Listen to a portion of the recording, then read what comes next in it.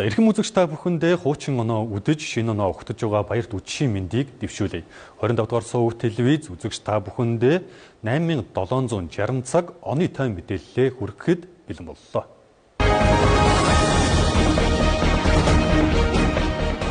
За улиран одож байгаа 2025 онд Монгол улс төдийгүй дэлхийд дахина олон сорилт бэрхшээл үйл явдлуудаар дүүрэн өнгөрлөө. За Монгол улсад өрнөсөн эдийн засаг, улс төр, нийгэм, шашин, соёлын үйл ажиллагаанууд улс орны хөгжил цэцгэлэлт болоод иргэдийн амьдралд ямар нөлөө үзүүлв? 2025 онд бид юу үзэж, юу туулж, юунаас сургамж авав? Энэ асуултын хариултыг хамтдаа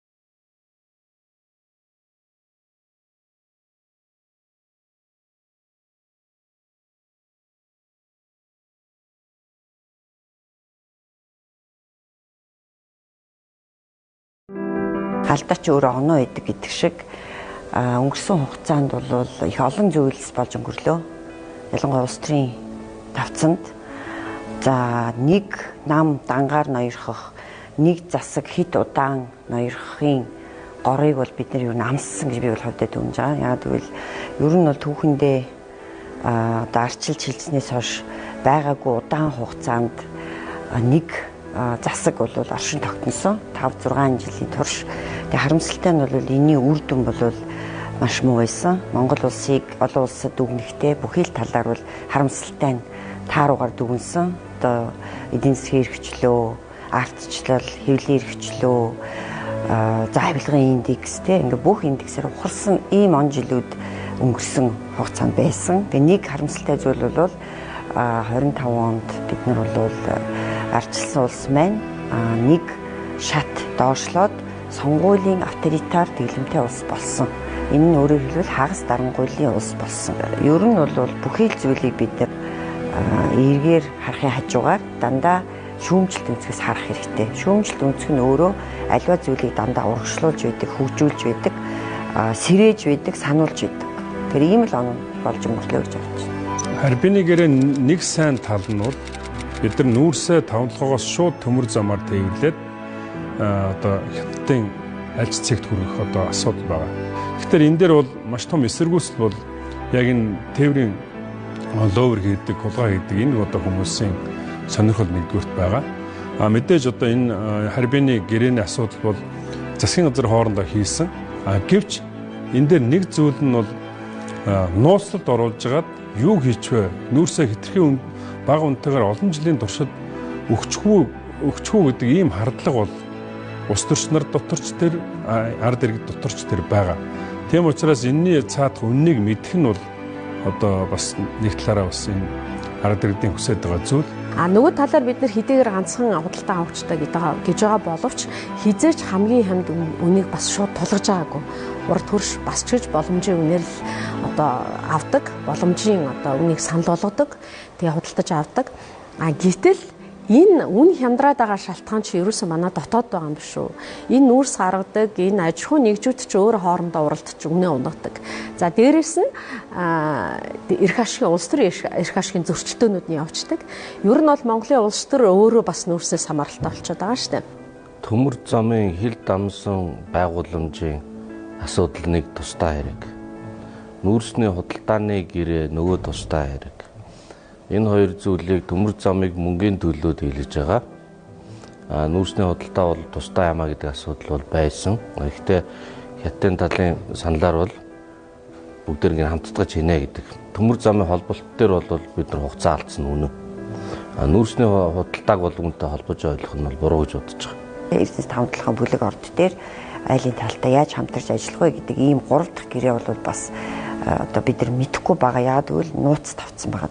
За мэдээж хилцээр өөрөө ач холбогдол нь юу гэвэл олон жил одоо гацаасан гэж ярьдаг төмөр замын хил холболтыг хийж байгаа. Нэгдүгээр гэрээ нь энийг бол бүх одоо иргэд улс төрчид алга тушаа дэмжиж байгаа. За энэ дээр нэг зүйлийг онцлж хэлэхэд бол өнгөрсөн 16 жил гацаасан гэж ярьдаг. Гэтэл хэрвээ Монголын тал гацаасан юм бол хэн гэдэг хүн гацаасан юм бэ? Эсвэл ямар бүлэглэл, ямар зорилгоор энэ төмөр замыг гацаасан юм бэ гэдгийг хэн ч ярьдаггүй. Энийг ярьж буруутныг тогтоож уг нь хариуцлага хүлээлгэх ёстой. Нүүрс гаргадаг, нүүрсэнд оролцдог, ашигт малтмал байгалийн баялагийг экспортлоход өндөр нөлөөтэй оролцдог энэ томоохон компаниудын зөрчил өөрөө явж байдаг. Улсын хурлын хүртэл энэ компаниудын эрх ашигын төлөөллүүд болж сонгогддог. Тэгэхээр одоо энэ харбины гэрээч төр бусад гэрээнүүд цэвэр эдийн засгийн гэрээ гэж хэлэх боломжгүй ийм л болчиход байгаа юм л да. Тэрний нэг хэлбэр гэж магадгүй. Хэрвээ энийг нууцлах тусмаа нэг талаас нөгөө талаас бол энэ нууцлах процесс чинь үндэсний аюулгүй байдлын 3 гишүүний хувьд бүрэн танилцуулга гэж магадгүй л дээ. Анзаарах юм бол энд бас нэг ноо байгаа юм. Жишээлбэл хятадууд боломжит үн санал болгосон байхад яагаад ийм хямдхан үнээр гэрээ их болов гэдэг асуудал сүйдэж байна. Ач холбогдолтой тална гэвэл ерөөсөө гол юм бол хил дамсан төмөр замын байгууламж. Энийг байгуулснараа төмөр замын дээвэр эрчимж нь нүүрсний экспорт тогтворж нь байгаль орчин эдийн засгийн зөндөө ач холбогдолтой. Сул тал нь юу вэ гэхээр зэрэг биржийн үнээс уурхай амаар өгж байгаа нөхцөл үнийн хувьд Монголын талд алдагдaltaй байж ирсэн. Энэ тэгтээ дийлэнхийг нь тэгж хямдруулж өгдөг. Энэ хугацаа том гэрээнүүдийн хугацаа одоо дуусаж байхад яг тэр адилхан нөхцлөөр нь дахиад 20 жилээр маш том гэрээ байгуулсан нь л үнийн хувьд манай талд хохиролтой. Эдийн засгт манай эдийн засгт нөлөөлөх энэ том гэрээнүүд бол нэгдүгürt ил тод байх хэрэгтэй. Засгийн газар дэвш нууцлал, төв банкын дэвш нууцлал эндээс юу гарч иж байгааг бол манай макро эдийн засгч нарт яг бодиттой харуулахгүйгээр дүгнэлт гаргаж чадахгүй. Одоо бол энэний нэг тод жишээ нь бол саяын гэрээ хэрвээ нууцтай байх юм бол яг энэ ойрын 5-10 жилд юу болохыг төсөөлж чадахгүй шүү дээ. Гэтэл бол гэрээ нэгдүгürt ил болох хэрэгтэй. Тэр яаж хийгдсэн те. Яагаад ил болдгүй, яагаад нууц далд байдгийм бэ гэдэг ийм улс төрийн агуулгатай асуултууд гараад байгаа учраас энэний цаана хардлагууд яваад байгаа. Тэгээ ажлын хэсэг байгуулагдаж байгаа юм байна. Тэгэхээр энэ ажлын хэсгийн үйл ажиллагааны дараа бүх зүйл ил тод болох байхаа л гэж ингэж бодож байна. Тэгэхээр харбины энэ хилцээрийн хүрээнд хийгдсэн гэрээнүүдийг ил болгох ийм зорилготой хянан шалгах төр хороог улсын хурал дээр заавал байгуулах ёстой. Ингэж байж сая одоо үнэхээр тэр олон нийтийн хилээд хардаад байгаа тэр нүүрсний үн болон бусад асуудлууд яаж тусгагдсан бэ гэдгийг бид нэр ил гаргаж хянаж шалгаж тэгээд хэрвээ үнэхээр Монгол улсад ялдагдaltaй ийм үнээр тогтоосон байвал үүнийг нэмхийн төлөө засгийн газарт чиглэл өгсөн ийм дүгнэлт гаргах ийм төр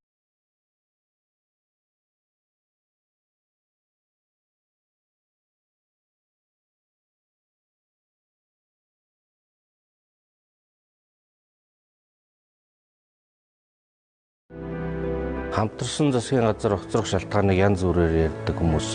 Би бол харбины гэрээ хамаагүй гэж боддог. Миний хувьд бол юу гэж анзаарсан гэхээр парламент доторх намууд 90% нь нийлээд хамтарсан засгийн газар байгуулчихаар парламент ажиллагаа болчт юм билээ. Хитрхи их юм бягандаа ирдсэн дийлэнх парламентын суудлыг одоо хяналтандаа оруулсан ийм засгийн газар бол байж болохгүй байна гэж бодсон. Оюун эрдэнэ засгийн газар бол 6 сар тогтворсон. Ерөнхийдөө тэр үед бол холбох ямар ч боломж байгаагүй. Үнэхээр бид нар бол улсын хурлын гишүүдч тэр иргэдч тэр яг тэр нүүрсний үн эсвэл нүүрсний гэрээний ард юу байгааг тухайн үед бол үнэхээр мэдээгүй. 5-6 жилдээ ингээд засгийн газрыг тэргүүлээд явчихаар тухайн одоо ерөнхий сайд вакуумд орчт юм байна. Гадна одоо албан тасалгааны цонхоор амьдрал ямар байгааг мэдэхгүй болчт юм байна. Та вакуумд орсон байх шүү. Та энэ цонхоо нээгээд ард түмний амьдралыг хараа гэд нэг хэсэндээ одоо хаан шалдан байх шүү гэдгийг бол хэлсэн. Тэрний үүднээс одоо асуудал дэгдээ. Тэгээ улмаар ер нь одоо галт тэрэг гэдэг шиг ирчээ аваад дээрээс нь тэртэй гэрэлтэй холбоотой асуудал үүсээд ингээд олон нийтийн ялангуяа залуучуудын дургуутс маш ихээр хүрсэн. Тэгээд одоо орлогоо нотол гэдэг асуудлыг тавьж эхэлсэн. Чагсаал цуглаа хийж эхэлсэн. Бараг сар орчим жагсны эцэст одоо огцорсон. Тухайн үед санаж байгаа бол энэ харбинтай холбоотой тухайн асуудал юу ч яригдаг. Гэхдээ оюун эрдний одоо унсан бас гол шалтгаан ерөөсөй байгалийн баялагтай л холбоотой ш. Дахиад нөгөө байгалийн баялаг, дахиад нөгөө ухаан удгийн хэрүүл маргаан бол энэ засгийн газрын тогтворгүй байдлыг үүсгэсэн гол үндэс нь байсан гэж ингэж би бол хувьдаа дүгнэдэг. Зүгээр шалтгаан нь бол тэр хүүхдтэй холбоотой асуудал нэг хэд мянган долларын цүнх мөх бол зөвхөн шалтгаал юм. Шалтгаан илүү том зүйл байсан. Энэ бол байгалийн баялагын хэн хэрэгшээх үү, хэн эзэмших үү, ухаан удыг авах уугүй юу. За магадгүй харбины гэрээнд ч бас хэрвээ улс төрийн үндэс байгаа бол энэ гэрээгээр дамжуулаад хэн нэгэн илүү хүчрхэг болохыг одоо хазаарлах гэсэн, зогсоох гэсэн ийм бас улс төрийн агуулга цаана байж магадгүй гэж ингэж уншигдчихэж байгаа. Зөвхөн улс төрчид эрх мэдэл олж авах чинь улс төрчдийг цэнэглээд ашиглаад цаана нь бол тодорхой компаниуд бас зах зээлийн том тоглогч болох зорилготой байгаа. Нэг хэсэг манай компаниуд зах зээл ихлээр зөвхөн ахуй хэмжээний буюу одоо энэ иргэдийн хэмжээний ахуй нөхцөлийг хангахын бизнес байдаг. Гэсэн зүйлдээ бол дэд бүтэц одоо хамгийн гол бизнес газрын эвлийн баялагаа ашиглаад том дэд бүтцийн бизнес орж ирнэ. Энэ бүхэн дээр бол эхлээд тэр газрын эвлэлдээ эзэн сууж чадахгүй бол бусад бизнестэй эзэн сууж чадахгүй байна гэсэн тийм хандлагаар улс төрийнхнийг ашиглаж энэ дээр эзэн суух асуудал байгаа юм чинь ил тодл юм байгаа шүү дээ. Хэрв тийм үнэн бол тэр хууль хяналтын байгууллага тэгвэл одоо болтол яагаад шалгахгүй байгаа юм? Тэгээ шалгаад тэгвэл тэр хариуцлагыг тооцох ёстой шүү дээ. Чагаад тэгвэл айгүй ноцтой асуудлын тухай ярьж шүү дээ. Тэгэхээр бодоо ийм юмыг бол зүгээр юм яриан дундаа ярьдаг асуудал биш. Хэрв тийм асуудал байгаа бол шалгаад хууль хяналтын байгууллагаар нотлох баримттайгаар яриад хэрв худлаа ярьсан бол худлаа ярьсан нь өөрөө хариуцлага өөр нь шүү дээ. Ийм төвшөнд л ярьдаг асуудал. Жишээ нь хөшгийн хөндий гэдэг хөшгийн хөндөд засгийн газрын ордонд барина гэж 650 тэрбум төгрөглөө тавиад тэрнээсээ одоо тэрнийг жишээ нь МСС нууц оруулаад өгсөн гэд одоо шинэ оюурдын болон МСС компани хооронд бол маш том сайн харилцаа байсан шүү дээ. Тэгээ одоо хизээдээ мууцсан бид тэрийг сайн мэдэхгүй. Бодийн хувьд бол өнгөрсөн хугацаанд энэ төмөр зам, тавталгаан төмөр зам, дээрээс нь одоо 600 мегаваттын цэглэн станц центр гэдэг одоо төр засагтай холбогдсон асар их зүйлүүд, Монгол Ардын намтай холбогдсон асар их зүйлүүд байна. Тэгэхээр энэ бүхэн маань одоо манай ардсан намд бол ерөөсөө хамаагүй байхгүй. Эдгээр бол өнгөрсөн хугацаанд дандаа Монгол Ардын намтай хамтарч ажиллаж байсан. Тэнд одоо асуудал үүсэж байгаа бол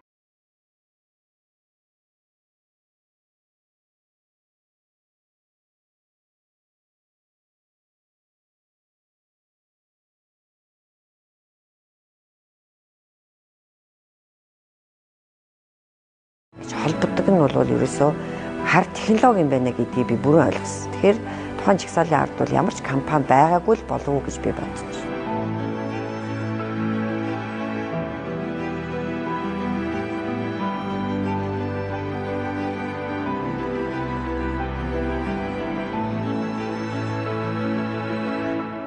$14 мега төслийг одоо нэг засгийн газар тэгээд төсвийн мөнгөөр тэгээд одоо ингэ хөгжиж байгаа орн бол хийхэд бол маш их хүндрэлтэй.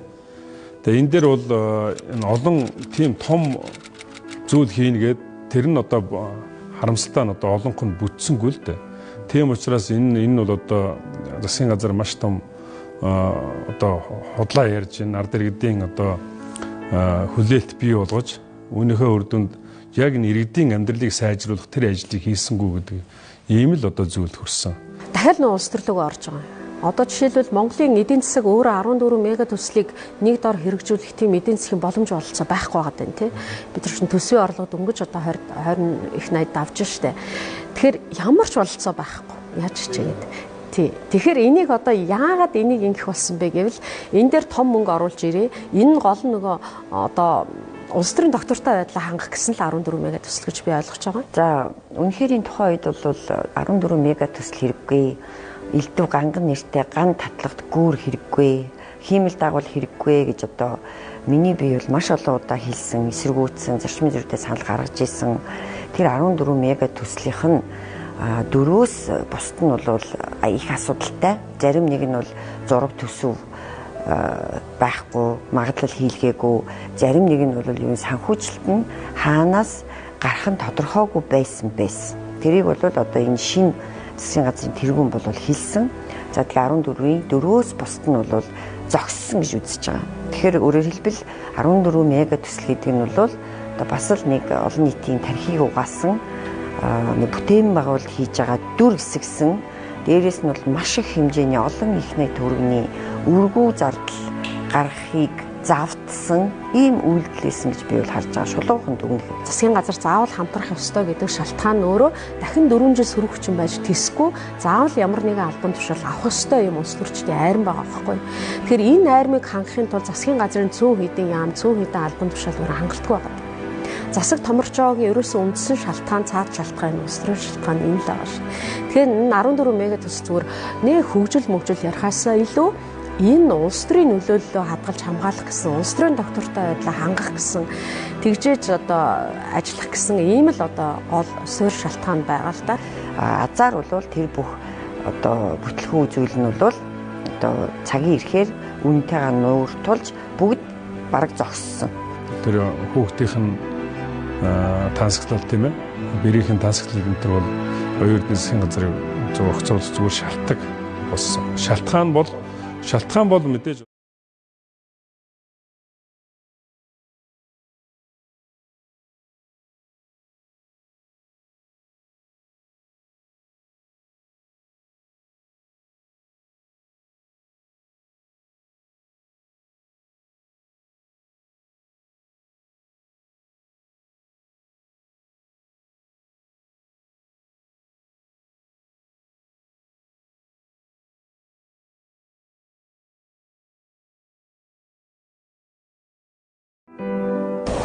За одоо 3 сар буюу 100 хонжоогоо засгийн газрыг огцруулах гэж асуудал дэгдсэн те. Одоо саяхан 2 сарын өмнө 10 сард. За энэ бол тухайн ардын намын өөрснийх нь дотроо хуваагдсны илрэл байсан. Хулгайл уйрн илэрсэн. За нэг нөгөөдөө хариуцлага тооцох тухай асуудал нилээд их шуугсан. Тэгээ нам доторх зөрчлийн илрэл бол одоо байгуулагдаад удаагүй 3 сар болж исэн засгийг огцруулах тухай яриа байсан. 5 жил ажиллаад үр дүн нь хасах дандаа буруу болсон энэ ерөнхий сайдыг авч үлдэх гэж одоо энэ ардын намын тал нь маш ихээр тэмцсэн байдэн шүү дээ тий. Манай сайхан ерөнхий сайдыг яагаад огцруулд юм бэ гэж одоо бараг л жүжиг шиг юм болж исэн мөртлөө 3 сар болсон ерөнхий сайдыг энэ улс их орон болохгүй байх гэж хэлээд огцруулах гэж гүйж аваад нь бол би бол шудраг бус байна гэж үзчихсэн тухайн үед. Намуудын байгаа өнөөдрийн байдал нөхцөл байдал чинь бол өөрөө манай үндсэн хуулийнхаа хүрээнд байгаа л энэ системийн бүтцийн нэг л хэсэг штэ намууд чинь. Тэгэхээр энийг үндсэн хууль буюу одоо би системтэйгээ илүү холбож тайлбарлах гэж байна. Монголд ерөөсөө бүтэн одоо дундчлаад аваад үзэх юм бол энэ хугацаанд бүтэн 2 жил болсон засгийн газар одоо их ховорхон. Тэгэхээр ийм засагтай ийм тогтворгүй төрхтэйгээр аливаа нэгэн том бүтээн байгуулалтыг хийх, аливаа том өөрчлөлтийг хийх ямар ч бололцоо байхгүй. Тэгэхээр энэ засгийн тогтворгүй байдал нь өөрөө одоо улс төрийн тогтворгүй байдлаас үүдэлтэй байгаа юм. Миний нөгөө түрүүний хэлдэг улс төржилт жишээлбэл өнөөдөр харжсан намтай хамтарсан засгийн газар байсан бол хизээч засгийн газраа огцруулах асуудал хөндөгдөхгүй байх байлаа шүү дээ. Тэгэхээр яг ийм одоо хэний ч засгийн газар гарч ирсэн замнаштар унаад өөр нь оронд нь хинж гарч ирлээ гэсэн энэ одоо улс төрийнхөө тогтвортой байдлыг хангах юм бололцоо байхгүй болж байгаа байхгүй. Улс төрийн тогтвортой байдлыг хангах бололцоо нь бүх намуудыг ижил тэнцвэр хэмжээгээр бүх намуудыг пропорцоор нь засаг байгуулах энэ нөхцөлд л засаг хөндөгдөхгүй байх юм магадaltaй. Тэр улсын их хурлын гишүүд гэдэг чинь үндсэн хуулиараа их хурлын танхим дотор юу ярьсныхаа хариуцлагыг хүлээдэггүй тийм хуультай хүмүүс. Дурын юм аа. Дурын улс төрөө юм. Таалагдахын төлөө л явна. Тэгтэл тэрийг чинь аваачаа 65%-аар нэмчихлээр улс төрчлөлт чинь өөрөө 65%-аар нэмэгдэхгүй. Тэрнээс хамаагүй хавьгүй олон дахин нэмэгдэж байгаа. Тэр олон хүний улс төрчлөлтийг одоо давж гарахын тулд юу хэрэгтэй болох вэ гэхээр сөрж гарах саналын тоо хэрэгтэй үстэй. Тэр чин засгийн газрын гишүүд давхар дээлтэй байгаад илүү олон гишүүд засгийн газартай байвал энэ олон тооны гишүүдийн эсрэг өөрийгөө авчулдах ядаад статистик магадлал нь өснө үстэ. Яг ингэж байгуулъя албан тушаалаа нэмээ орон тоогоо нэмээ гэд ингэхээр төсвөнд ирэхээ олцоод байна. Тэгэнгүүт нөгөө нийгмийн тогтворгүй байдал сөргөөд босч ирж штэ тий. Тэгэхээр энэ бүхэн бол юуг харуулж байгаа нэг бол ерөөсөө манай үндсэн хууль, түүний дагуу байгуулагдсан манай төр засаг энэ ерөөсөө болохгүй байна. Өөрөөр хэлбэл систем өөрөө ажиллахгүй байна. Систем өөрөө мухардалд орж байна. Тийм учраас энийг бүхлээр нь харж, бүтцээр нь харж засах хэрэгтэй гэдэг ийм л дүгнэлтэнд хүрэх ёстой юм л да бид. Энэ төрлийн хямрал, энэ одоо тогтворгүй байдлаас гарах боломжгүй ийм нөхцөлийг манай суур систем буюу үндсэндээ бол үндсэн хууль. Энэ үндсэн хуулийг өөрчлөхөд одоо 23 онд өөрчилж яхад хамгийн их эсэргүүцчихсэн хүмүүсийн нэг нь би. Нэгдүгээрт улсын их хурлын гишүүн гэдэг бол би тэр үед наадах чинь топ энэ шийдвэр гаргадаг хүмүүсээ. Тэгээ энэ дарга нарын тоог олон болгосноор асуудал шийдэгддэг бол Монгол улс аль хэдийн хөгжөө явчмаар байна шүү дээ. Тэгэхээр 76 байгаагаа өшөө та нар 65%-аар энэ улс төрчдийн тоог нэмчихлээр улс төрчлөлт нь нэмэгдэнэ. Ягаад гэвэл нэг хүний улс төрийн тоглолт хийх хувилбар хязгааргүй байхгүй юу? Ер нь бол би өөрөө бас тодорхой тооцоол хийж үзсэн. Өөрөлдвөл яамдын тоог 12, яамдгүй сайдын тоог одоо 3 байгаад ингээд нийтдээ 15 сайдтай 12 яамтайгаар ажиллах боломжтой. Энэ тохиолдолд бол яг нэг сайдад ирэх яамдын одоо нэгтгэснээр сайдад ирэх ачаал үнэхээр одоо нэмэгдэнэ. Тэр үед бол мэдээж одоо өөр асуудал. Өөрөлдвөл бид нар энэ яамдын тоог багасны үр дүнд бас тодорхой арга хэмжээг авах тийм боломж бол зандан зочдрын засгийн газарт байсан. Тэгэхээр энэ одоо ажлаа харамсалтай хийгээгүй. Тэгэхээр засгийн газраа бууруулж, тоог нь бууруулж чадахгүй байгаа даа. Америкийн нэгдсэн улсаас яамттай сайд нарынхаа тоогоор Америкийн нэгдсэн улсаас хамаагүй том засагтай байгаад байгаа шүү дээ бид нар. 300 сая хүнтэй орноос 3 сая хүнтэй орны засгийн тоо хамаагүй их байгаа. Энэ олон гишүүдийн сөрж өөрөө өөрийгөө авчулдаг санал баг. Тэгэхээр тоогоо их л байлгах хэрэгтэй болно. Тэгэхээр ийм их байлгалаа гэтэл манайх нэг 22-3 сайттай байгаад байгаа үстэй. Тэгтэл цаана 126 гишүүн байгаа үстэй. Нэг сайт дээр сул 6 гишүүн оногдож байгаа үстэй. Наад бол чин жилээр унгаагаад жилээр сайд нарыг хийхэд цаана 2 хүн өшөө ажилгүй үлдчихэж байгаа үстэй. 4 жилийн дараа. Тэгэхээр засаг унгаах угаасаа цаад математик өгөгдөл нь энэ харьцаа.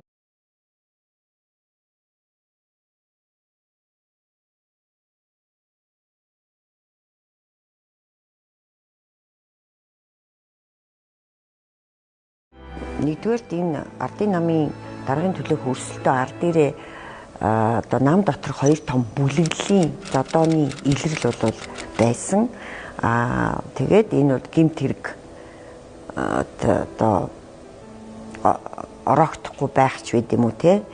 За мэдээж тэр өндөр дэд албан тушаалыг авчих юм бол одоо өөрснийхөө магадгүй одоо би бол шүүгч биш учраас шүүж чадахгүй боловч одоо улс төрийн хүрээнийхний дунд байгаа хардталтыг ингэж авч үзэх юм бол өөрснийхөө хийсэн, тарьсан те баллаг, хэрэг, авилга, албан тушаалтай холбоотой энэ бүх гэмт үйлдэлүүдээ одоо хаацаалах тэр том эрх мэдэл бол бас намын дарагт нь байх магадaltaй. Манай улс төрчин өөрөө эдийн засгаасаа буюу шууд хэлэхэд нүүрс экспортын байгалийн баялагт нөлөөтэй том компаниудын хараат учраас энэ компаниудын байгалийн баялагт эзэн суух гэсэн тэр нөлөөллөөс л одоо төрийнх нь өөрөө ганхалт шалтгаалж хамаарч байгаа шүү дээ. Тэгэхээр би энийг бол шууд л байгалийн баялаг тэр тусмаа үүнийг эрхшээж байгаа улс төрийн нөлөөлөл бүхий компаниудын эрх ашигын одоо эрх ашигтай холбоотой л гэж уншиж байна. Энэ нам төвтөө намын дарга нар бүх төрийн өмчийг хяндаг схемээс гарахгүй бол цэвэр улс төр гэж байхгүй шүү дээ. Ойлгомжтой. Зөвхөн Эрдэнэс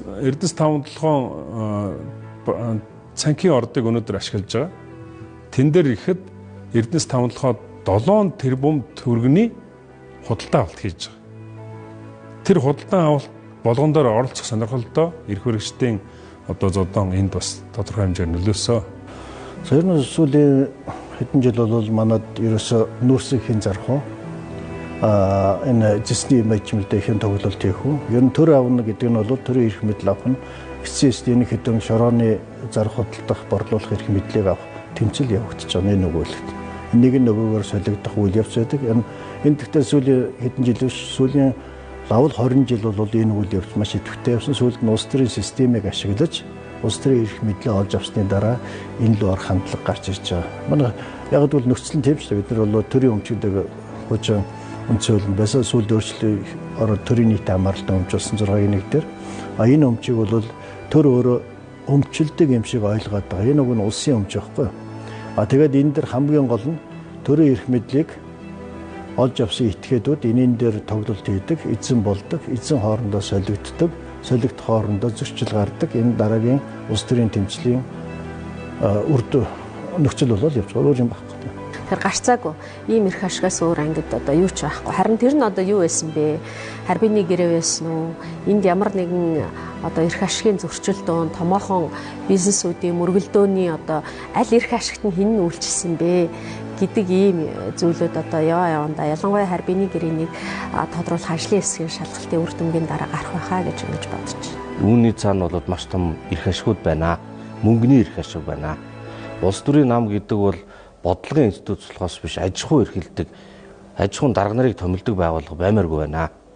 Гэтэл одоо 200 мянган гишүүнтэй, 300 мянган гишүүнтэй гэд яриад идэг 300 мянган улс төрийн итгэл үнэмшлийн идэвхтэй оролцоотой гишүүн гэж юм байхгүй шүү дээ. За доороосоо бол ингээд хэсгийн ахлагч, хүнсний толон өргөж өгдөг хүмүүс тэгээд дээшээгээ ингээд дорн нутгийн төрийн албан хаагчид тэгээд төрийн өмчийн том компани захирлууд ингээд энэ бүх албан тушаал өөрсдөө нэг юм вакуум орчин үүсгэж ягаад давуу байдал олгодог систем дотор багтсан хүмүүсийг бүгдээр нэг намын гишүүнээр бичиж аваад явж байгаа нь буцаагаад нөгөө олон зуун мянган хүнээ тижээх шаардлагыг үүсгэж байна. Тэр тижээх мөнгө нь хаанаас гарах вэ? Төрийн өмчийн компаниудаас 104 жил болж байна шүү дээ. Монгол ардын нам буюу Монгол ардын өсөлт 104 жил болж байна.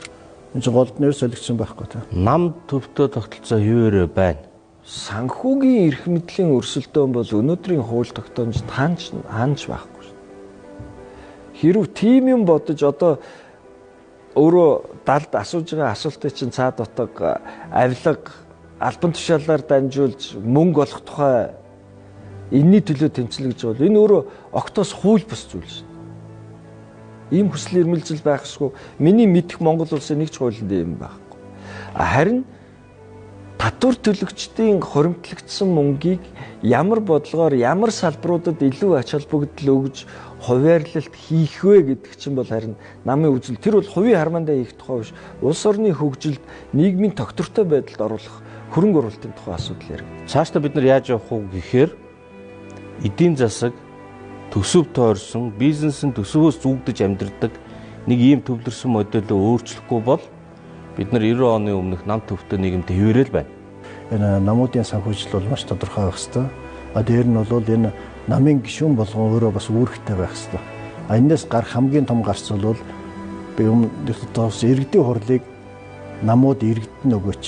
Тэр аймгийн иргэдийн хурл байна уу, нийслэлийн иргэдийн хурл байна уу, суманд иргэдийн хурл байна. Энэ ч одоо нам гэдэг юмнууд очиж азаргалчаад шалтгаан нь бол тэр 300 мянган хүн ажил орлоготой байлгахын тулд иргэдийн хурлыг эзэгэнцсэн. Энэ бол манай үндсэн хуулийн нэг институт сүүлийн 32 жил амлаагүй гол шалтгаан. Эндээсээ болоод манай арчлалын гол суурь нэг суурь нь байхгүй ч байгаа шүү дээ. Өчигдөр сүүлийн 110 жил 8 жил бол бүх юмыг бол одоо курс ерөнхий сайд намын дарга мэдчихсэн. Одоо ч энэ эрхшилдөр буй тэр хүний бэлтгэсэн одоо доотлын улсууд өнөөдөр сая хоорондоо тэмцэлдсэн үйл явц гарлаа шүү дээ. Тэгээ буцаагаад нэг талд одоо гарч байгаа байлгүй. Ер нь бол 2016 оноос хойш 16 он хүртэл ерөнхийдөө татврын дарамт бол ингээд жигд бага байсан. Тэгээ 2021 оноос өсвөлээд ерөөсөө огцон өссөн. Өөрөлдвөл ард иргэдийнхээ кармаг хоослох замаар төрийн данхар бүтцийг санхүүжүүлдэг ийм одоо төртөө болж хувирсан. Татвар ягаад цуглахгүй байгаа юм бэ? Ягаад гэвэл ард иргэд компани аж ахуйн нэгжүүд бид нар татвар төлж байна. Гэвч бидний мөнгийг эсэн тайлсан ус мэт энэ данхар төрийг санхүүжүүлэх, дарга нарыг санхүүжүүлэх ийм зүйл болгож байна гэж үздсэний үндсэн дээр татвар төлөгч нар энэ төр дэх итгэл нь алдсан учраас татвараа төлөх ийм хандлага нь багасж байгаа. Эдгээр ажиллаад байгаа боловч нөгөө юм нь үн цэнгүй байна. Үн цэнгүй гэдэг нь нөгөө төгрөгийн анш нь долларын унснаас тэр зохилтонд маш их орсон байна. Тийм учраас биднээс татвар нэхэд татвар энэ хүнд үед нь буцаж 30% алдагдaltaй байхтай дээр нь татвар өгсөнгүүгээ дан саагаа давхиад байх нь зохимжтой асуудал биш л дээ. Энэ дээр төр гэж байдаг юм бол төрийн хэрвээ зохицуулалт буруу байж байгаад аж ахуйн нэг жиргэдэг асуудал үүсгэсэн бол буцаад төр хариуцах ёстой ш. Манай үндсэн хуулийн 19 2 дугаар залтыг төр өөрөө биелүүлэх ёстой. Татрын хувь хэмжээг бууруулахын асуудал дээр засгийн газар санаачлалтай ажиллах ёстой. Засгийн газар бол татврын багц хууль болон одоо энэ нийгмийн даатгалын шимтгэлтэй холбоотой нэлээд олон асуудлыг оруулж ирж гэж яриад байгаа боловч өхөл жилийн туршид ярьлаа шүү дээ. 9 жилийн туршид ярьлаа. Гэвч харамсалтай нь өнөөдрийг хүртэл яг энэ асуудалд оруулж ирээгүй л байж байна. Бууруулахаас өөр арга байхгүй байна. Яагаад гэвэл аж ахуй нэгжүүдийн чинь үйл ажиллагаа нь хумигдаад хаалга барьж байгаа тоон нэмэгдээд татвараа дийлэхгүй шүү дээ. Өндөр байгаа гэсэн үг. Тэгэхээр буулахгүй бол бид нар ч ажиллаж чадахгүй. Нийгмийн даатгалын шимтгэл гэдэг нэртэй боловч татвар бий болсон. Тэгэхээр даахгүй байгаа учраас энийг буулгахаас өөр арга байхгүй.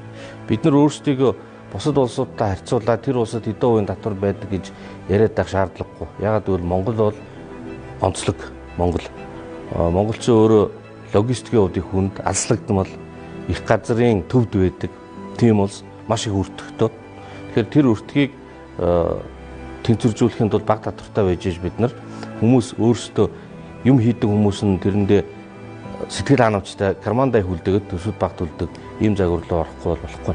Төсвийн зардлаа бага тавихаас л асуудал хэрэгтэй. Жишээ нь 35 их найд биш.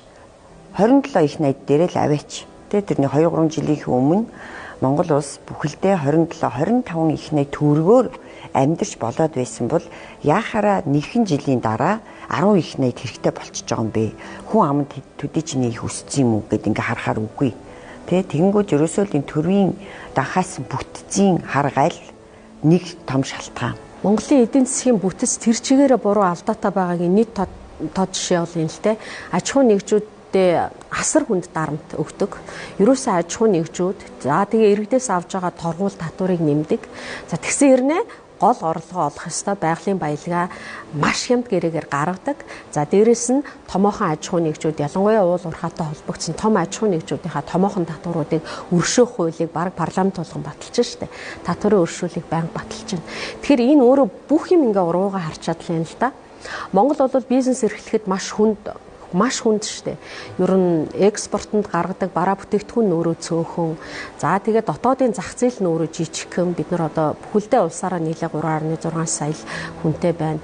За гэтэл бид нар одоо дэлхийн зах зээл дээр ноёлж болох бараа бүтээгдэхүүний биш оюуны зах зээл дээр бас хараахан гарч амжаагүй байна те. Тэгээд ингээд дотоодын энэ жоохон нэг хөл дээрээ босч амжаагүй ийм аж ахуйн нэгжүүдээ асар хүнд татварын дарамтанд оруулдаг. Заримдаа одоо жишээлбэл тэднийгээ өрийн дарамтнаас гаргах гэж байгаа гэж далимд том аж ахуйн нэгжүүд том татварын өрөө өршөөлөгдөг ийм систем бол Монголд их олон жил ам бөхтөө оршоод одоо ч гэсэн байсаар байна шүү дээ. Төсөв тасарж байгаа, орлого тасарж байгаа асуудал бол ер нь олон жилийн үйл ажиллагааны үр дүн шүү дээ. Тэгээд энэ засгийн газар чинь нэг 200 хоногийн дотор төсөв тасрахаар тийм одоо тэр орнд нэг дэлхийн ертөнц ямраал орлого өөрчлөгдөөл тийм зүйл бол надад анзаарчихсангүй. Ер нь бол орлого орж ирдэг татвар гэж зүйл байна.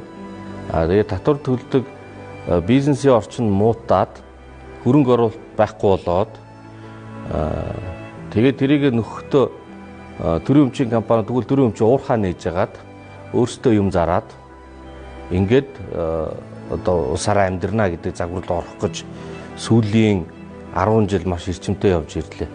Энэ бол буруу байна. Иннээс болж татварын нөгөө төлдөг суур бааз нь хумигдаад тэгэхээр төсөв рүү орж ирэх мөнгө байхгүй болох нь ойлгомжтой. Одоо эндээс яаж гарах вэ гэхээр буцаал угаасаа хувийн хвшлөлттэй татвар төлдөг юм чинь төрийн өмчийн уурхаа нээя гэдэг юм руугаа л орж болох. Манай татварын тоо бага юм шиг харагдаж татвар авж байгаа процесс нь өөрөө хүнд. Одоо чинь энэ өнгөрсөн жилийн алдагдлаас чинь өнгөрсөн жил 3 их найдын алдагдaltaй байсан манай компаниуд одоо иргэд 3 гол татвар нь бол нөөд, аж ахуйн нэгжийн орлого албан амнат те энэ 3-аас 3 их найд. Энэ жил 6 их найд болж байгаа. Нэг жилийн дотор 2 дахин өснө гэдэг бол энэ өөрөө том дохио. Тэр өөрийнхөө ядаж энэ тухайн татварын зөв процессыг гаргаж өгөөч. Төрийн буруутай үйл ажиллагаанаас болж одоо чинь би нөт амнат хоёр дээр ярьж штэ.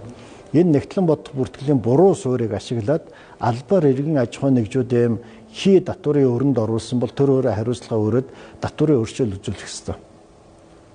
Энэ бол төрийн өөрөө буруу үйл ажиллагаа байхгүй. Боломж байгаа. Өргөн боломж байгаа. Ер нь одоо жишээлбэл тэр би дахиад харьцуулаад байгаа нөгөө жишээлбэл оюутлогын гэрээнээс алдж байгаа алдагдaltaй чимээ харьцуулах юм бол манай дотоодын аж ахуйн нэгжүүдийн татварын өр бас тийм их биш шүү дээ. Ер нь энэ бол жижигхэн зүйл байхгүй юу. Эднэрийгээ ер нь өөрөө татварын зөв орчинтой болгох те аж ахуйн нэгжүүдийг байнгын одоо юу ч хийсэн хамгийн түрүүнд татварын дарамт учирдаг энэ байдлаас нь эхлээд ангижруулах ёстой л да.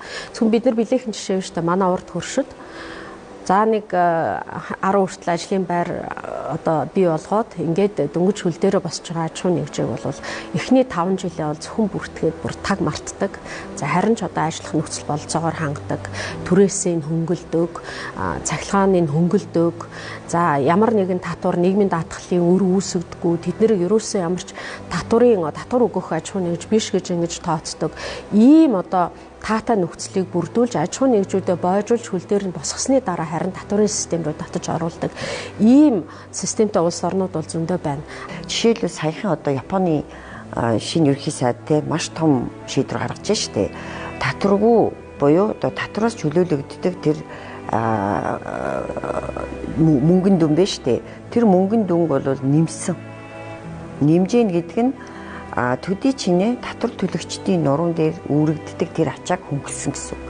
Тэр баян улс хүртэл яаж ийн гэвэл ердөөл татврыг хөнгөлж өгч байж сая энэ ард иргэдийн нуруунаас ачаа нүүрч тэр төлөх гэж байгаа татвар нь өөрсөнд нь үлдснээр бодит орлого нь нэмэгдэж байгаа. Бодит орлого нь. Гэтэл Монголд бол шууд эхлээл татварын асар хүнд дарамттай учирдаг штэ. Ер нь иргэд ч гэсэн орлогынхаа бараг 40% татварт өгч штэ. За тэгээд дээрэс нь цалингаас орлого олсон бол тэгж байна. За тэгээд дээрэс нь торгуулууд тий. За бүр сүүлдээ одоо замын хөдөлгөөний торгуулаас төдийг олноо гэж ингэж төсвөлдөг ийм улс орн гэж байж болох уу тий.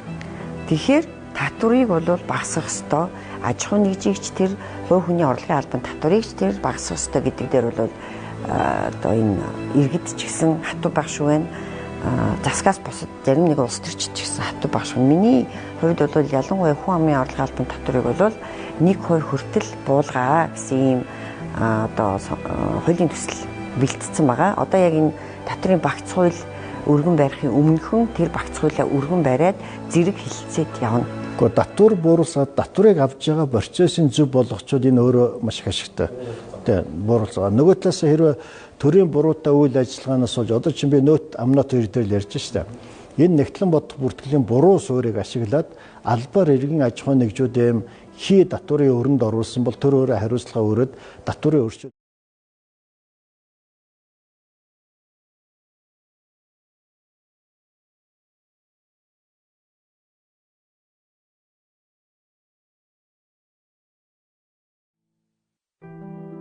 он бол эрүүл мэндийн салбарт нэг зүйлийг л маш чухал ойлгууллаа л да.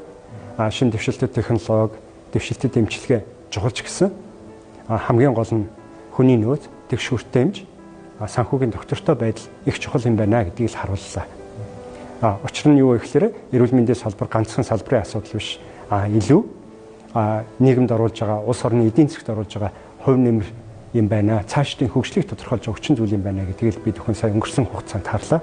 Хэрвээ санхүүгийн доктортой байдал байхгүй бол эрүүл мэндийн салбар, хүний нөөц гэдэг энэ олон асуудлууд маань цаашдаа эдийн засаг, улс оронд муугар нөлөөлөх юм байна гэдгийг харсан онцлог боллоо гэж үзэж байна. Эрүүл мэндийн даатгалын сангийн өнгөрсөн жилийн 26 оны төсөвдөр 400 орчим тэрбум төгрөгийн одоо зарлагын дараа үлдэх эерэг баланс гэж орж ирсэн. Нийгмийн даатгалын сан 1.1 их 80 зарлагын дараах эерэг үлдэх дүн гэж орж ирсэн. Тэгээ энэ хоёрын нийлбэрээр улсын төсвийн алдагдлыг нөхсөн ба. Төсвийн тухай хуулийн хавсгалтан дээр байгаа ус нутган дээр. Тэгэхээр 1.80 гаруй төгрөгөөр нийгмийн даатгалын сан, эрүүл мэндийн даатгалын сангийн эерэг үлдэгдлэр төсөв нөхж байгаа нь байж болшгүй гэж үзэж байгаа. Энэ мөнгө тэр сандаа үлдээд арвижаад явж явах шүү дээ. Одоо улс төрөөс хамааралгүй эдийн засгаас хамааралгүй улс төр гэж байхгүй болчиход шүү дээ. Энэ хоёр угаасаа одоо яг л холбоотой хоёр салбар. Жишээлбэл эрүүл мэндийн даатгалын сан бол ингээд албан журмаар татаад авч байгаа шүү дээ. Тэгээд яадаг вэ гэхээр даатгалын энэ хуваарлтанд хэмжих хяналт тавьдаг. Эрүүл мэндийн яамны дор, эрүүл мэндийн сайдын дор ухлаа өнгөрсөн хугацаанд ямар алдаа тогтогдол гардыг харлаа шүү дээ.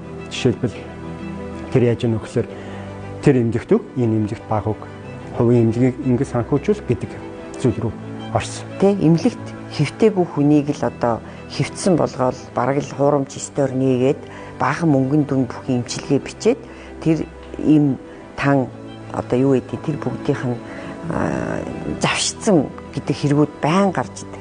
Удаа дараа энэ эрүүл мэндийн даатгалын сангийн удирдлага хэрэг толбогдож идэг. Тэр энд бол тэр систем буруу ажиллаж байгааг нь илэрлэл. Даатгад яг ажиллаад эхлэхгүй өвчнөг хордон гарах хэрэгтэй. Тэгээ энэ ганцхан журам буруу хууль болоод энэ амьдралдаа буруу явах төр өнөөдөр буцаад эрүүл мэндийн үйлчилгээ, эрүүл мэндийн даатгалын үйлчилгээ бүгдийн дампууруулах ажил тэнд хийгдэж байгаа байхгүй. Их нь бол тэнд байгаа. Эмчлэгч нарт эмчлүүлж байгаа хүмүүстэй өндөр зардал гаргах замаар эрүүл мэндийн даатгалын сангаас илүү гүйцэтгэл авч өнний үр дүнд өөртөө илүү цалин авах ийм боломжуудыг бас нэг талаараа ийм муу аргыг одоо гаргаж өгсөн талтай. Тийм учраас эрүүл мэндийн даатгалын сан ялангуяа төрийн эмнэлгүүд дээр үр дүнгүй ийм явах юм нөхцөлийг бий болгоцсон байж байгаа. Магадгүй энэ дээр өстө жинхэнэ төр хороо гаргаж агаад те хянан шалгаад асуудал юундэ байдсан бэ гэдгийг тогтоох хэрэгтэй. Удаа дараа энэ эрүүл мэндийн даатгалын сангийн удирдлага хэрэг толбогдож байна. Ажлын алдаа дутагдал гаргаад сайдаасаа огцорсон инх бол сайдыг, Сэрэжавын инх бол сайдыг шууд одоо даатгалын газрын дараагаар томилогдсон гутаа нөгөө сайд маань очоод хувийнхаа эмнэлэгт, ээжийнхаа эмнэлэгт, найз нөхдийнхөө эмнэлэгт төрүүлээд даатгалыг олгодог. Одоо ийм шудраг бус хуваарлалт, шудраг бус улс төрийн зарчим энэ нийгмийн эрүүл мэндийн даатгалын санг илүү дампууруулж байгаа гэж би одоо бодож байна. Эмнэлгүүд бол одоо нийгмийн даатгалаа төлж чадахгүй, эрүүл мэндийн тусламж үйлчлэгээ үзүүлэхдээ хувь хүндээ олон эм тариа, эмнэлгийн хэрэгслээ загсан улсын эмнэлгүүдэд хэдийгээр одоо тодорхой үйлчлэгээ үзүүлсэн ч гэсэн тэрнийхээ санхүүжилтийг даатгалаас авч чадахгүй юм байдал хүрчээд байна. Сан гэдэг бол тухайн санд хөрөнгө оруулсан хүмүүстэй үйлчдэг. Хэрвээ тэндээс тодорхой мөнгө үлдэж байгаа бол тэрийг хүү болон бусад хэлбэрээр санхүүжилтээ одоо орлогоо ихсгэх зорилготойгоор ашигладаг зүйл байгаа. Тэрнээс биш төсвийн алдагдлыг нөхдөж юм уу, тийм ээ? Тодорхой зүйлүүдэд зарцуулагддаг. Тэгээд тэрийг буцааж авч чадахгүй байдалд хүрдэг ийм зүйл биш. Тэгэхээр энэ сан хуулийнхаа дагуу сангийн хуулиараа зохицуулагдаа явах ёстой. Тийм ч учраас ямар нэгэн эрүүл мэндийн сайдын дор ч юм уу эсвэл ямар нэгэн дарга нарын дор биш бие даасан тустай зохицуулалтаар үйл ажиллагаагаа явуулаад эерэг үлдэж байгаа сан дээрх мөнгийг хадгалдаг, арвижуулдаг. Тэрнээс биш энэ засгийн газар мэдэж тэр төсвийн алдагдал нөхнөө өөр зүйлд ашиглаж болохгүй зүйл. Энэ өөрчлөлтийг бол эх жилүүдэд хийх ёстой гэж үзэж байгаа. Тэгэхээр гүйцэтгэлийн санхүүжилттэй бол уулын зөв эхэлж байгаа. Энэ анхны шатны үйл явц. Гэхдээ энэ нь бол одоогоор ингээд шууд харагдж байгаа чанаргүй тооны араас нэлээд хөөцөлтлөө гэсэн нэм зураг харагдж байгаа. Тэгэхээр одоо бид энэ чанаргүй тоо биш харин үр дүнтэй чанартай тооны араас бид санхүүжилттэй хийнэ. Тухайн хүмүүс удаан амьдарч байна. Тухайн хүмүүс 3 сар 6 сараас дээш амьдарч байна уу гэдэг энэ тоонууд дээр ажиллаж тэр үр дүнтэй гарсан зүйлийг санхүүжүүлээд үр дүн өгөхгүй байхыг санхүүжүүлэхгүй ийм чиглэл рүү орно. Тэгэхээр энэнд шахагдаад эмч эмнэлгийн байгууллагууд чанараа сайжруулахын төлөө ажиллаж эхэлнэ гэсэн үг. Учир шалтгаан дээр суурилдаг, судалгаан дээр суурилдаг учраас шинжилгээ ухаантай бид нар их нийцдэг гэсэн үг. За нөгөө талаасаа дэлхий дээр маш олон одоо судалгаа, мэдлэг ухаанууд байна. Шинжилгээ ухааны маш олон салбарууд байна. За тэгээд эдгээр дотроос сэтгэл дээр судалгаа хийж байгаа нь бол одоо орчин үеийн шинжилгээ ухаанд бол шинэ ойлголт. Мөн одоо юмс үзэгдлийн мөн чанарыг тайлбарладаг талаараа бол орчин үеийн квант физик бол биднэртэй одоо банаа одоо хоосон чанарын үзэл онолтой их адилхан их төстэй байгаа. Тэгэхээр бид нэр бол энэ нь олон салбарууд дээр бид нэр хамтарч ажиллаж одоо хамтран судалгаа дүн шинжилгээ хийх. За тэгээд энэ нь бол мэдээж хэрэг цаашдаа бол нийгмийн одоо сайн сайхны төлөө юм аа. Яагаад тэгэхээр хүмүүс бид шинжилгээ ухаанч төр шашинч төр альж талаасаа хүн олон нийт нийгмийн сайн сайхны төлөө шүү дээ. Тэгэхээр бид нар нэгдэж чад энэ шинжлэх ухаан болон буддизм нэгдэж болж л байвал нэгдээд энэ улс орны сайн сайхны төлөө бид нар хамтран ажиллах.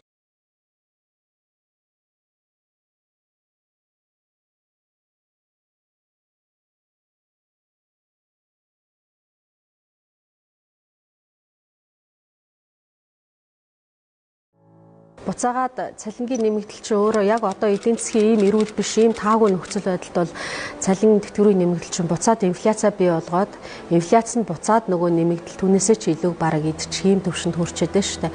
Одоо ингээл бензин шатхууны үн одоо очрлуулж байгаа л далиндуулаад үнийн нэмэхэл ийм л арга байх л та. Ер нь ховордоод очрлуулаад ирэхээр заавал үнийн нэмэгдэл дагалдаад идэг. Тийм зүй тогтол бий болцсон. Тэгэхээр яг энэ үнийн нэмэгдэл чинь өөрөө бүх суур үнүүдэд нөлөөлөд ингээ явна. За дээрээс нь манай их хуралч одоо эрчим хүчний үнийг чөлөөлөх ёстой. За зарим одоо түгээх болон дамжуулах юм сүлжээнүүдийг ховчлох ёстой. Эрчим хүчний салбарын ховчлыг яриад байна. За энэ бүх суур үнийг чөлөөлөх, ховчлах энэ бол маш аюултай. Энэ бол инфляцийг улам хөөрөгдөн, эрэг дээр гар дээр байгаа мөнгийг улам бүр өнгөөдүүлнэ л гэсэн ийм үг шүү дээ. Тэгэхээр энэ эдийн засгаа бүхэлдээ цогцоор нь авч цогц арга хэмжээ авахгүй л бол одоо нэг жагсаалаас болж нэг цалинг нэмээд ч юм уу те. За тэгээд нэг асуудал үүсгэхээр тухайн асуудлыг шийдэх гэж байгаа гэж бусад асуудлаа татаж унгаад байх нь өөрөө улс орныг улмал уруудуулж байгаа их системгүй процесс болоод байна л да. Нөгөө л татврын асуудал. Нөгөө л татварыг баг байлгаж ийж нөгөө тэр төлж байгаа татвар чинь тэндээ үлднэ л гэдэг байгаа шүү дээ. 200 мянган төгрөг татварт төлөх үү? Тэр 200 мянган төгрөгтөө дүүцгүүц хувийг нь татвараас нь хөнгөлөө чөлөөлөөд багасгаад өгөх юм бол тэр мөнгө чинь тэр чигтээ үлдэнэ. Үлдэж гэн гэдэг чинь энэ бол нэмэлт мөнгө одоо гарч иржтэй эсвэл мөнгө хэвлж цалин олох асуудал байхгүй болох нь шүү дээ.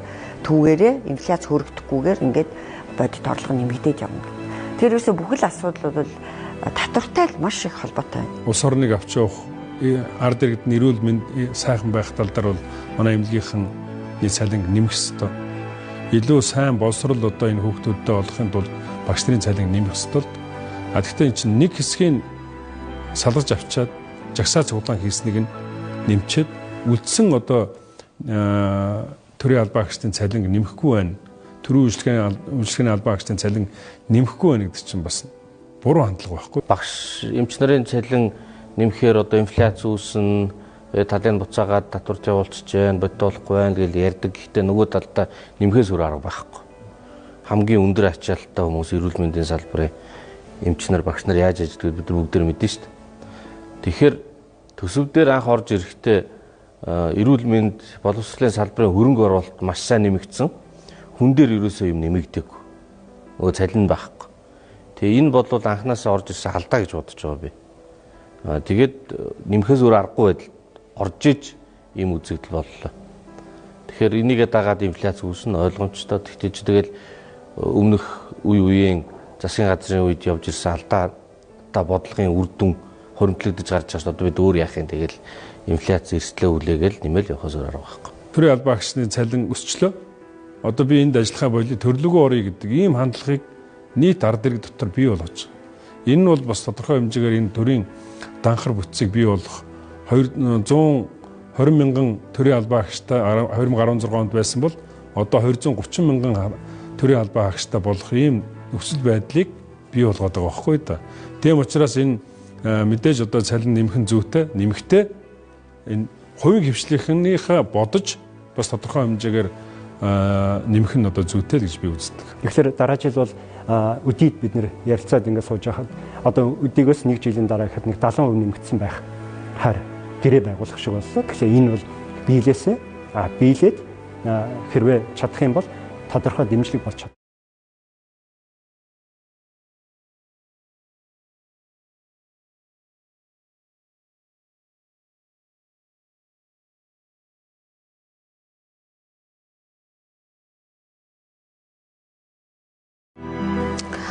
Оюу толгойн гэрээнд одоо цөөхөн эдэн тоо байгаа шүү дээ. Ер нь бидний хамгийн гол барих ёстой тоо бол оюутлогын анхны гэрээнд тусгагдсан анхны хөрөнгө оруулалт хэдвэ гэдэг ийм л тоо байгаа. Ер нь л гэрээ бидний барих ёстой үндсэн баримт өчр штэ.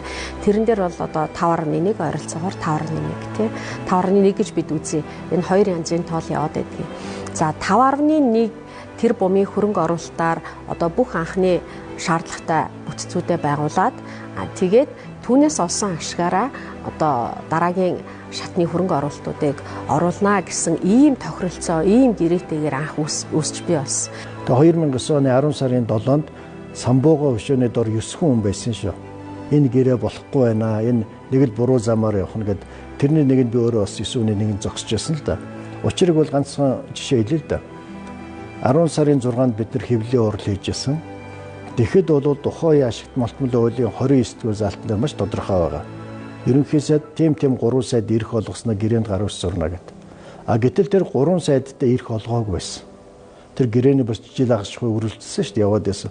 Тэгэхэд ирэхгүй 3 сайд явсаар байгаа л гэрээ зурагчаас өмнөх өдөр нь бараг би мэдэгдэл хийжсэн. Хэрвээ энэ 3 сайд ирэх өгөөч наад хуулийн дотор чинь тодорхой байгаа гэсэн. Тэгээ маргааш нь 12 цагт зурагдах гэрээ 3 цаг хойшлоо энэ хооронд нь засгийн газрын ээжд бус хуралдаан болж 352 гэдэг хаа тогтоол гараад 3 сайдд ирэх болгосон байдаг. За 12-оос 16 оны их хуралд бол сайхан бэлгийн засгийн газар маш том, маш алдагдал хүлээсэн энэ гэрээн дээр тэр бол хэдийгээр манай 3 яамны сайдын хамтарсан ажлын хэсэг гараад он удаан жил шалгаад маш их одоо буруу алдаатай эдийн засгийн үйл ажиллагаа явуулжээ.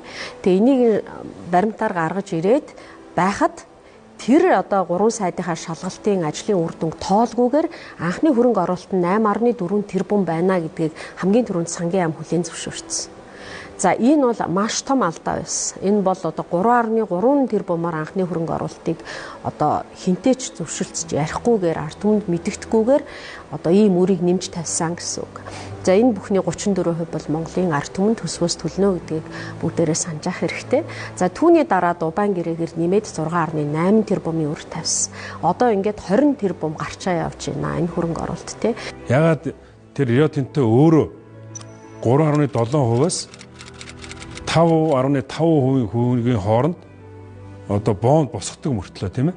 Бонд босгодог мөртлөө бидэрт ягаад 11% өгöd байгаа юм бэ? Энэ гол асуудал. Өөрөөр хэлбэл Рио Тинто дараагийн төсөл буюу өөрийнхөө охин компани болох оюу толгойдоо зээл өгөхдөө тэнд одоо нэг жоохон одоо юу гэдгийг маржин аваад тэр одоо босгосон бондоо ягаад 6% үүдтэй 5.5% ч юм уу 6% үүдтэйгээр оюутлахад өгөө юм бэ. Хувийн компани ихэр өөртөө ашигтай хийж болдог. Засгийн газар хийхээр өөртөө алдагдaltaй хийдэг. Энэ хоёр бас сонирхолтой үнцэг харагдаж байгаа. Онтрытой холбоотой асуудал бол онтры баг энэ юунд дурдах шаардлагагүй. Бид нар энэ бол оюу толгойн гэрээтэй огт хамааралгүй юм орд учраас энийг бол тусдаа гэрээгээр тусад нь авч үзэх хэрэгтэй Монгол Улсын засгийн газар. Энэ оюутлогоо өөрөө одоо бие дагаад цаагаараа энэ бүх тэр талбайд хамааралгүй өөр талбайт ингээ гэрээ хийсэн байна шүү дээ. Тэгээ хамгийн сонирхолтой нь онтрыгийн оюутлогоотой хийсэн гэрээ одоо оюу толгойн засгийн газартай хийсэн гэрээ хоёрыг харьцуулахаар тэнгэр газар шиг ялгаатай. Компани татвар чи ашгаас зардал бүх юм хасж байгаа ашгаас авч байгаа шүү дээ. Амнат чинь бол шууд нийт орлогоос зардлын хасалгүйгээр хасаагүй хийж байгаа авч байгаа. Тэгэхээр тэр чинь ердийн аюутай татвартай бодох юм бол хамаагүй өндөр татвар байдаг. Яг өнөөдөр энэ 34%-аа амнатаар орлуулах юм уу, альсвал 51% болох юм уу? Тийм шийдэл өнөөдөртөө хадлага. Гэхдээ бид нар эхний ээлжинд хүрэх ёстой зүйл бол бид нар энэ зээлийн хүүг бууруулах 11%-аас 11.6% байгаа. Тэрнийг буулгаж 6% дээр авчрах энэ ажлыг эхний ээлжинд зохион байгуулах ёстой. Тэгэхээр тэрийг одоо өстө 5 хэмжээнд 5% дээрээ тавих уу 7% дээрээ тавих уу гээл тэгэхээр чи 20-30% татвар шууд автомат нөгөө 34% чи шууд бид нар 34%-ийг авахдаа эндээс олж байгаа орлогоос нь 34%-ийг авах гэдэг нь шүү дээ. Тэгтэл ноогдол ашиг гэдэг чинь зардал бүх юмнуудаа хасж агаад өшөө орж ирнэ шүү дээ. Тэгтэл юу бол амнат бол шууд эндээс зардлаа хасаагүй байхад орж ирж байгаа. Тэгээ 30% шууд авах боломж байгаа байхгүй. Магадгүй 34%-ийг нь авах ёстой гэж нэг хэсэг үзэж байна. Зарим нь бол бүр дахиад 51% болох ёстой гэж үзэж байна тий. Гэтэл одоо яг тэр гарсан алдаанууд юу исэн бэ гэдэг дээрээ төвлөрч шийдвэр гаргах ёстой. Магадгүй амнаатаар орлуулад явж яа. Тэгэх юм бол энэ дээр дахиж хувийн тэ холбоотой, хувь эзэмшилтэй холбоотой маргаан гарахгүй ямар ч асуудалгүй тухайн одоо төсөл ашигтай, ашиггүй байхаас үл хамаарч амнаатаа бол тогтоогоод өндрөөр ялангуяа тогтоогоод авчих юм бол орлогын тогтмол орж ийнэ гэсэн энэ агуулгаар бол магадгүй амнаатаараа орлуулад явах нь илүү байхыг үгүйсэхгүй. Хамгийн түрүүнд энэ өдөр болгон хоригдлогдож байгаа хүүг зогсоох ёстой. Хилцээр тий. Хилцээр дуустал энэ хүүг зогсоох ёстой. За тэгээд ийм хийсвэр худлаа тоонуудыг бодиттой болох ёстой. Бодиттой болохын тулд тэр процессууд ингээд хэрэг болно. Тэр одоо Батнайрамд гишүүний ажлын хэсгийн цуглуулсан 94 мянган хуудас тэр баримтын дунд эдгээр хангалттай байгаа гэж ингэж бодож байна. Тэгээд ийм одоо улс төрийн нөхцөл шалтгаан энэ дунд авилга байсан бол тэр бүхнийг илрүүлж гаргаж хариуцлага тооцож ингэжээд бид нар шинээр ярих хэрэгцээ үүснэ. За хэрвээ энэ тоог бодиттой болгож чадах юм бол хоёр тал зөвшөлдсөж чадах юм бол энэ гэрээ цаашдаа хин хиндэ ашигтайгаар амжилттай үргэлжлэх боломж бүрдэнэ гэж би бодож байна. Бид нар 34% аавна уу? За эсвэл улсын их хурлын 57 дугаар тогтоолыг хэрэгжүүлж одоо анхны хөрөнгө оруулалтаа нөхсөний дараа бид нар шин тогтоолтой байгаа шүү дээ. 51 хүртэл хувийг нь Монголын тал авна гэдэг. За энэ бүх тогтоол хууль зүйн үндэстэй хэрэгжих энэ бололцоог бол эхлээд тоогоо бодиттой болох энэ ажлаас л эхлэх ёстой. Оюутлагын 34% үн хүрэх юм бол зарж болно. Сайн амнаа ахиухан нэмээд хүрэх юм бол зарж болно. Тэрнээс биш ерөөсөө 34-өөс л бодлоо гэд энээсээ салах юм бол бас утгагүй. Ягаад тэгэхээр зэрэг 34% компани 34%-ийг эзэмшин, ашигтай компани 34%-ийг эзэмшин гэдэг бол сайн хэрэг. Гэхдээ та 34%-ийг эзэмшиж байгаа бол үйл ажиллагааг нь хянах хэрэгтэй. Оюут толгой дээр бол үйл ажиллагаагийн менежментийг Rio Tinto хийдэг. Дангаараа Монголын тал оролцохгүй. Тэгээд тэр ажлынхаа үлсэнд нийт гарсан зардлын 6%-аар цалин авдаг. За тэгтэл та хувь эзэмшдэг компанийнхаа 3/1-ийг эзэмшдэг компанийг өөр хүнтэй байгуулчаад юунд нь ч оролцохгүй байжж миний 3/1 өрөнд орчлоо. Би 3/1-гээ зарчий гэдэг нь зогсох байхгүй. Тэгэхээр хамгийн түрүүнд менежментийн гэрээнд өөрчлөлт оруулж Монголын талын одоо түрээсэлж авчирсан өндөр мэрэгжлийн баг тэр улс төрчдөөс л байх шүү дээ. Тэр менежментийг хийлцнэ. Тэгээд санхүүгийн бүтэц зардал, техникийн шийдлүүд эдгээр нь оролцсон. Энийг хийж чаддаг чадамжтай хүмүүс өндөө байгаа. Ингэж оролцож иж зардлаа бууруулах. Тэгээд тэр 34% дээр ноогдож байгаа ноогдол ашигынхаа төлөх хугацааг наашлуулахын тулд бид нар ажиллах хэрэгтэй. Энийг бид нар тооцож үзээд эндээсээ ууг нь явах хэрэгтэй байсан. Тэгээ яг хөө тэр үедээ улс төрчлөлт нь ахиал болоогүй.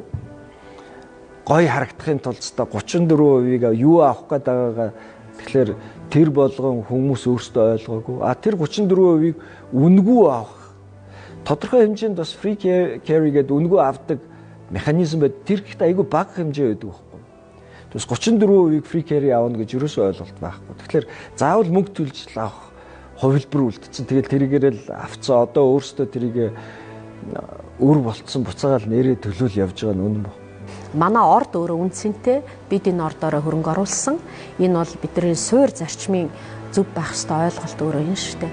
Тэгээ хэрвээ энэ дунд бол би Монголын улс төрчид тухайлбал энэ гэрээг хийхэд идэвхтэй оролцсон засгийн газрын тэргүүн байсан. Тухайн үеийн засгийн газрын тэргүүн баяр, за сангийн сайд байсан баяр цогт нарыг би бол ямар нэгэн сэжмээр авилга авсан гэж одоо хувь хүний хувьд итгэл үнэмшилтэй байдаг.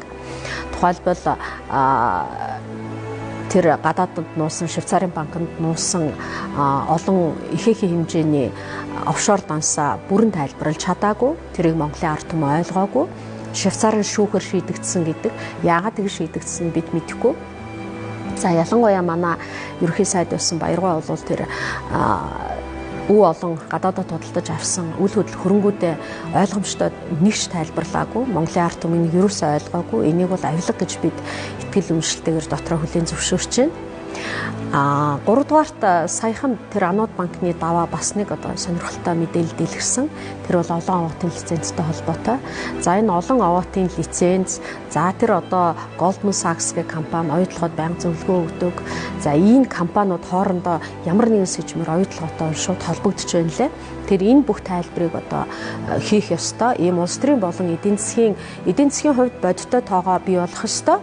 Улс төрийн хувьд ийм одоо хин энд буруутай байсан, ямар авилга хэл хавлын асуудал энд байсан бэ гэдгийг ил гаргаж тавих ийм хоёр үндсэн чиглэлээр энэ гэрээ анхнаас нь бүтцээр нь бөөнөр багцаараа ингэж харж иж зөв болон цаашид монголчуудад ирэх ашиг одоо наашлна гэж ингэж би итгэлтэй байгаа.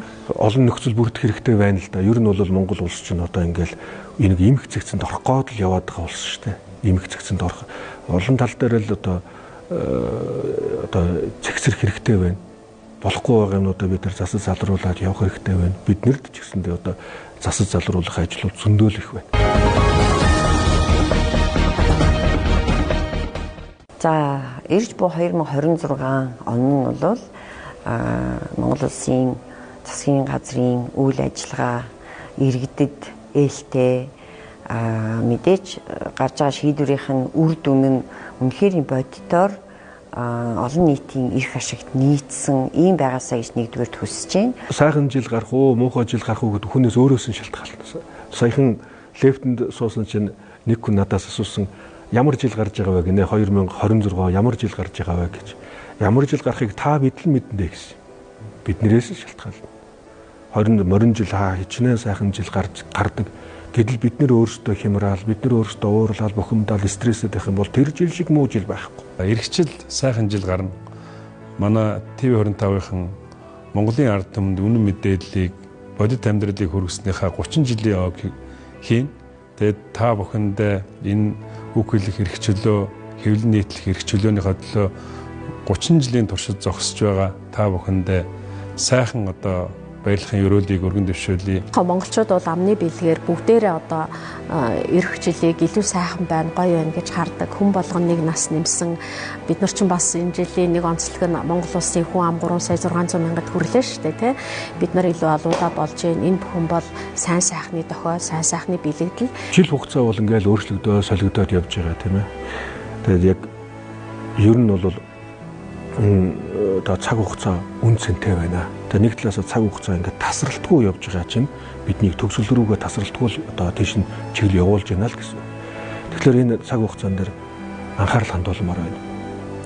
Цаг хугацааг бид нар үр дүнтэй өнгөрүүлмээр байна. Аль болох амгалан тайван, стресстгүй, уурлахгүй, бухимдахгүй, зовхгүйгээр л одоо аль чадхаараа одоо энэ дээр хичээх хэрэгтэй. Сэтгэл санаагаа тайван амгалан байлгах маш олон гарц байгаа. Маш олон арга ухаан байна. Маш олон мэдлэг ухаан байна. Энийг бид нэр хайж олж авч энэ мэдлэг ухааныг өөртөө олж авах хэрэгтэй байна. Аз жаргалтай амьдрахад хоёр чухал зүйл хэрэгтэй. Нэг талдаа мэдлэг, нөгөө талдаа сайхан сэтгэл. Тэгээ хүн мэдлэг ухаантай болоод ирэхин хэрээр саруул уян ухаантай болно. Саруул ухаанаас илүү сайн найз үгүй, мунхаг ухаанаас илүү муу тайсан үгүй гэж үгүй. Тэгээ бид нэр өөрсдийн одоо саруул уян ухааныг хөгжүүлж энэ мэдлэг ухаантай болгон хэрээр л бид нэр илүү аз жаргалтай болно гэсэн.